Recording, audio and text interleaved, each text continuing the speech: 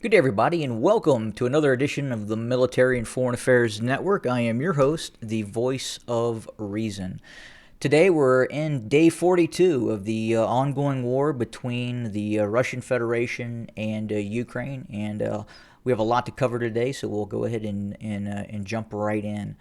So, specifically, as we look at the ongoing fighting that is taking place, specifically now in the southeastern area of operations, again extending from Kharkiv all the way down towards Donetsk, we're starting to see that the Russians have redeployed elements of the 1st Guards Tank Army from Kharkiv down towards Izium and Severodonetsk and other areas along this attempt by the Russian military to eventually envelop Ukrainian forces again within the confines of Severodonetsk, Sloviansk, Kramatorsk, and other areas in between those towns and cities. And again, we're seeing some of the heaviest fighting continue just south of the town of Izium. And the Russians appear to be conducting a multi-pronged operation, one towards Sloviansk on the main road from Sloviansk. That's here if I zoom in a little bit, and that extends up towards eventually Izium. And then obviously you have another axis of advance, and that takes the Russians again from Izium south towards this town here, and it appears that they're trying to do two things. One is they're trying to force their way down the main highway towards Sloviansk. At the same time, they're looking to go deeper into the Donbas region and eventually envelop the pocket of forces that are kind of operating in this area. And again, I hope everyone can see what I'm referring to. And it's basically, it extends from Severodonetsk all the way to Sloviansk, down to Kramatorsk, and down to areas just to the west of Horlovika. But that would seem to be the operational plan right now of the Russian military. And as I said before, they had been moving forces from areas of operations near Kharkiv down to support these other operations around Kramatorsk, Sloviansk, and Severodonetsk.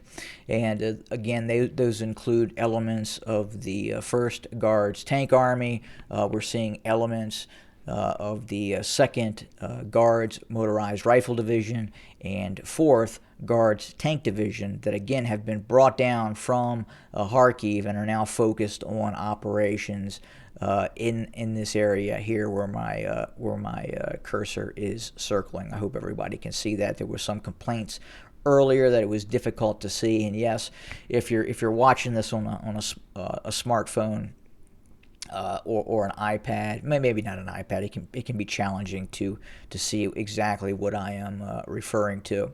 We're also hearing about very, very heavy shelling taking place within the vicinity of Mariupol.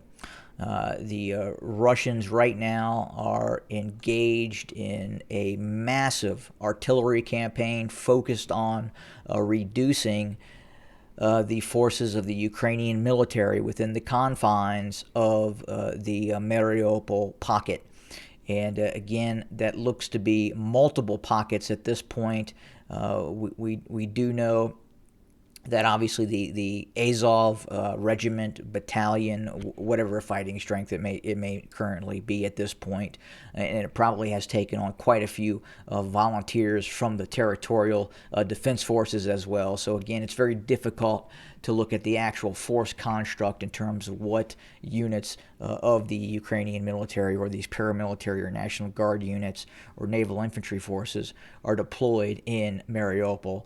That has probably changed quite a bit, and again, they've probably reconstructed some of these forces to fit the operational tempo that is occurring inside of Mariupol. But we understand there is very, very heavy fighting continuing. Both sides continue to take casualties, and it still continues to be a struggle for those Russian forces to continue to clear, and they are clearing block by block, house by house, room by room, in these ongoing operations in Mariupol. And it is unfortunately for both sides the nature of urbanized warfare. And again, you're looking at some of the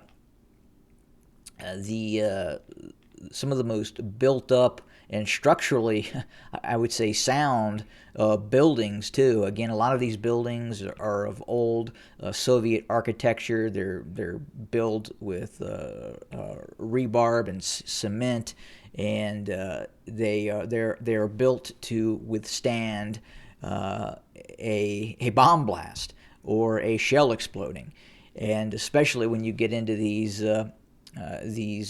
heavily industrialized areas that are also being rubbleized as well, then you have another component to this as well. And it's very, very difficult fighting that is occurring, and it's occurring really all over Mariupol as a host and a variety of Russian units attempt to clear the city. Again, we're seeing or we have seen elements of Russian naval infantry. We've seen Russian VDV formation, Spetsnaz. We've seen Russian National Guard units, Chechen units that traditionally have really not trained together. So again, in all likelihood, you've probably seen very little training between Chechen National Guard units and let's say a Russian airborne unit or a naval infantry unit. They just don't train together that much, and there could be some animosity going back to some of the prior wars that the Russians have fought with the Chechens.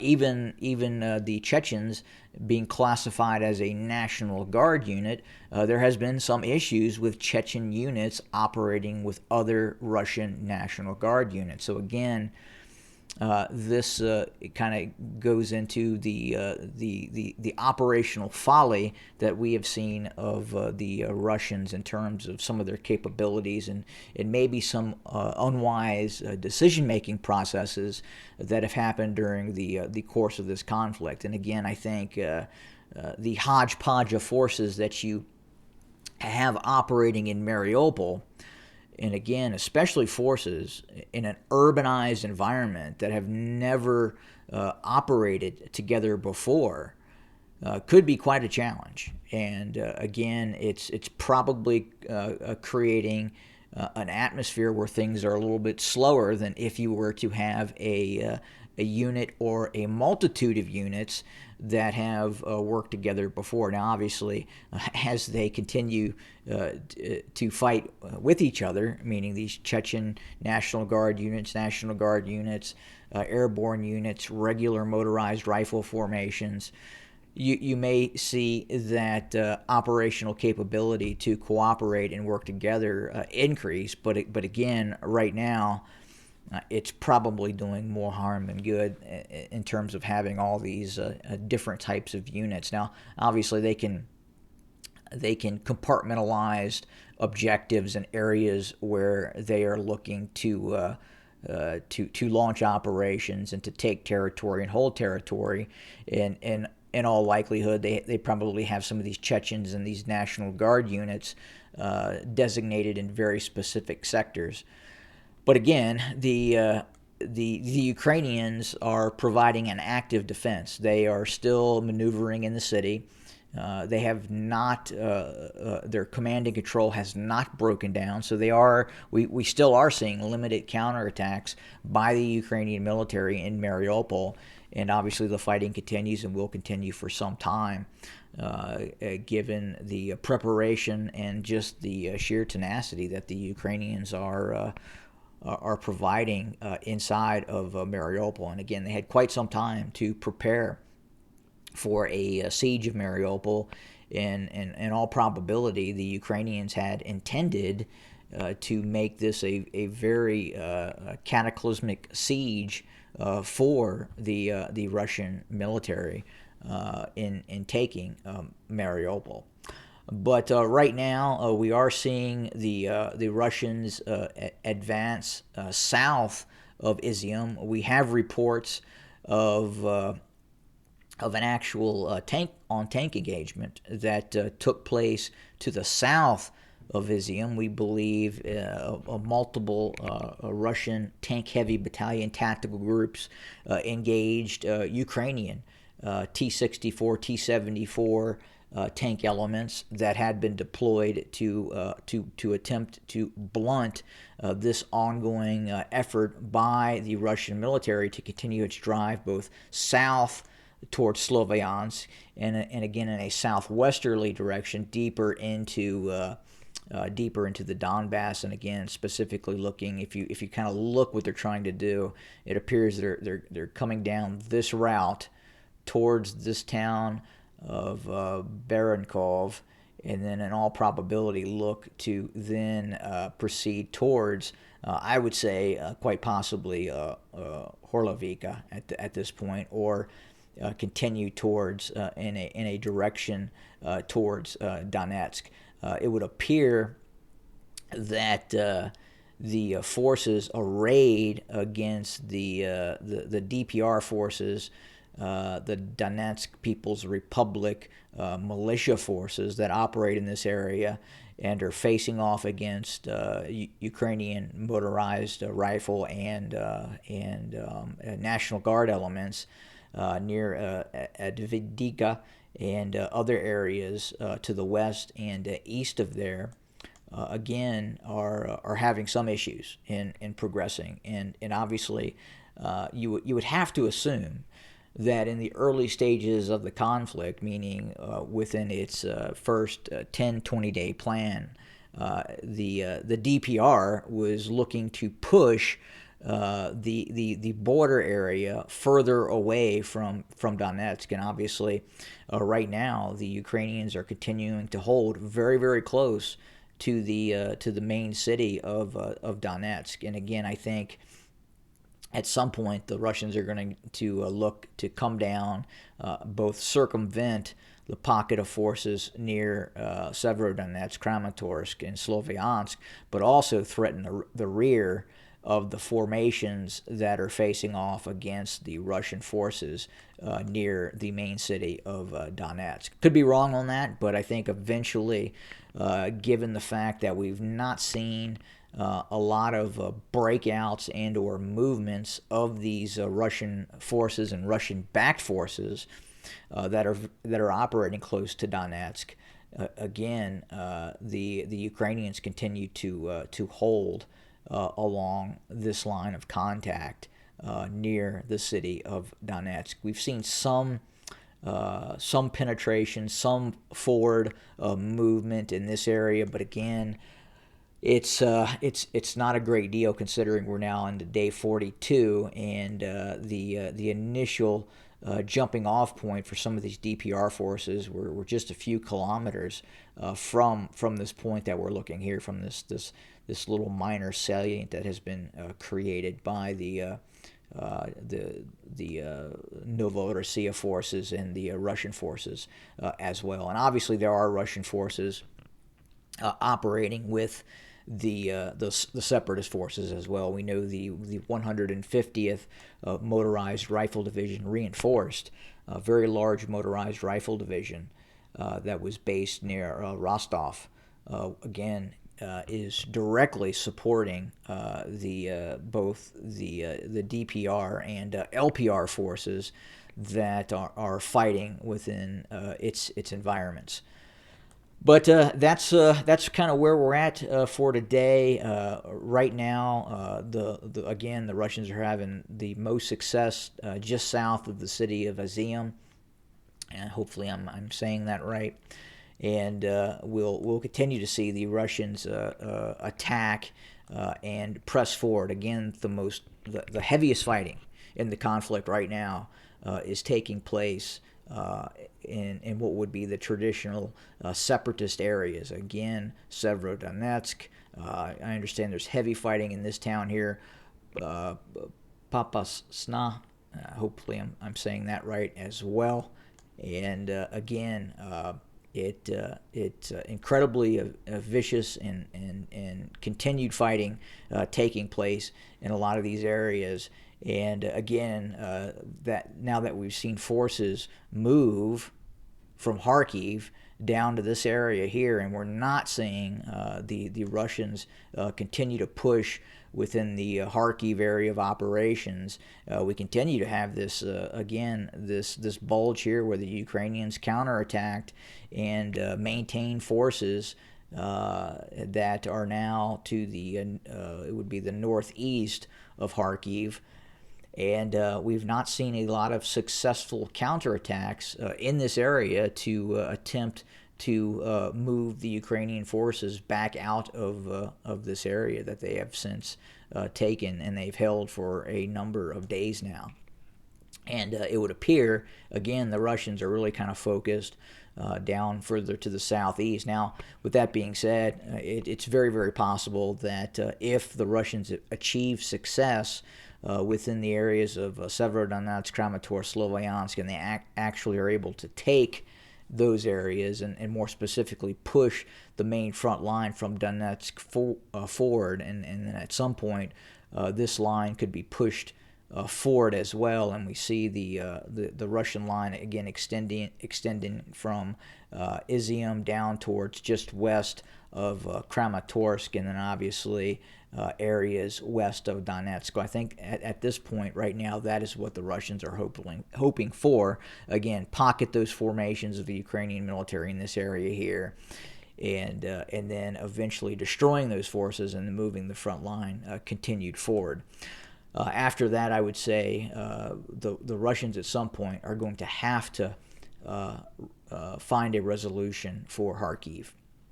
Again, a very large city that the Russians cannot have this amount of Ukrainian forces in the size of this city that is continuing to be fortified, which could be eventually in its rear area. They could seal it off and then continue operations towards Poltava, but again, we've seen the Russians do this unsuccessfully in other areas, again, such as Sumy, Chernihiv, and it didn't work out well for them. So I would say at this point, I would believe that the Russians are going to at some point have to attempt to capture Kharkiv, and it is going to be a vicious, brutal fight that is going to look a lot like the destruction that we have seen inside of Mariupol. Probably much worse, given the fact that the Ukrainians can utilize the subway systems to maneuver around, and at some point we could see the Russians start to deploy very, very large ordinances to shut down the entrances to a lot of these metro stations. So I would say if the Russians actively move on Kharkiv, I would anticipate some very heavy bombing, cruise missile strikes on a lot of these metro stations to prevent both the entrance and the access of Ukrainian forces and the use of using the subway system to maneuver forces around. But again, this is going to be a monolithic battle, a huge battle that is going to take place that the Russians are not in a position to engage in yet. Could we see the Russians seal it off and continue to move forward? Possibly. But again, you still are leaving a significant Ukrainian force in your rear area that is operating freely inside of Kharkiv. And again, this is not a small area. This is a multi-million city with now quite possibly tens of thousands of Ukrainian fighters that are using Kharkiv as a fortified area of operations. In a forward deployed area against Russian areas as well. Again, a lot of these counterattacks towards Russian positions to the north east and northwest of Kharkiv originated inside of Kharkiv. And again, the Ukrainians are using these built-up civilian areas to continue operations and to be able to basically hide from Russian tactical air assets as well. And we also know the Ukrainians continue to provide air defense elements both in and to the west of Kharkiv as well. So again, the conclusion, as we come to the end of this video, this war could go on for some time, and not just weeks, but months, and quite possibly even beyond that, and quite possibly up to a year of very, very heavy fighting if the Ukrainians don't capitulate or some sort of political solution comes to the forefront. But at this point, the Ukrainians continue to mobilize, and even if there is a political solution, let's say from Zelensky, who's to say if the Ukrainian military is going to go along with it? At some point, the Ukrainian military may just decide to continue fighting, and then we'll just have to see what happens then. But that's kind of where we're at right now. Again, the major fighting is happening in the southeast, and also we're still seeing fighting both to the east of Mykolaiv and west of Kherson. Again, not as heavy as what we're seeing further to the east, extending from just south of Kharkiv down to Donetsk and Mariupol, but nonetheless, they're still fighting in Kherson and Mykolaiv, and the Russians continue to launch cruise missile strikes and tactical air efforts against, and strategic air efforts against Ukrainian petroleum reserves, fuel depots, ammunition depots in and around all over the Ukraine. But that's what we have for today. Obviously, thanks for joining us, and we'll have more very, very soon. Have a good day, everybody.